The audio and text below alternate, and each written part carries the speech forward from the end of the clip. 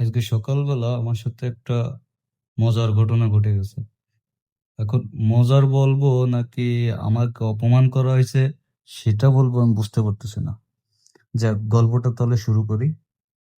সকালবেলা ঘুম থেকে উঠে সেলুনে গেছে চুল কাটতে, যে দেখি সিরিয়াল। তা যাক, সিরিয়ালে বসে পড়লাম।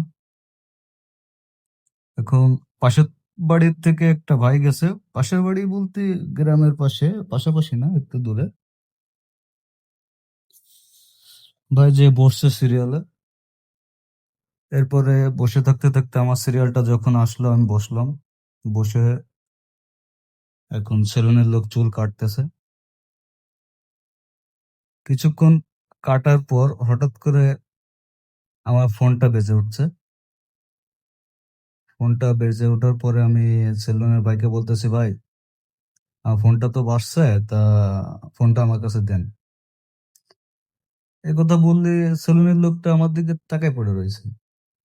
আর মুখের দিকে এমন ভাবে তাকায় রয়েছে, মনে হচ্ছে আমি ওরে কি নাকি বলে ফেলেছি।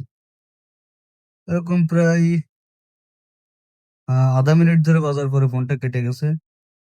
এখন আমার তো মনে করেন গার পরে সেলুনের কাপড় দিয়ে আমি সেটা সরাই ফোনটা আনতে গেলে আমার গায়ে চুল ভরে যাবে। সেজন্য আমি ওনাকে বলছি, ভাই ফোনটা একটু দেন। এরপর আবার ফোনটা বাজছে। বাজার পরে ওনাকে আমি আবার বলছি, ভাই ফোনটা একটু দেন দি। উনি আবার আমার মুখের দিকে ফ্যাল ফ্যাল করে তাকিয়ে দিয়েছে।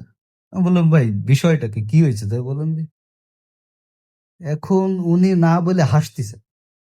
হাসার পরে আমি এখন পেছনের দিক তাকাই দেখি কি, আল্লাহ, আমার পাশে যে ভাই সিরিয়ালে বসেছিল উনি পকেট থেকে 900 টাকা দামের স্যামসুনি ফোনটা বাইর করে রিসিভ করে বলতেছে হ্যালো। এখন বলেন, আমার ফোন আছে iPhone 13 Pro Max, ফোনের টিউনটা কি হয়?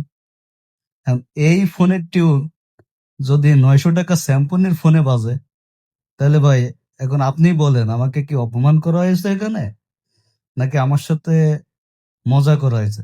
এই জিনিসটাই আমি বুঝে পারতেছি না।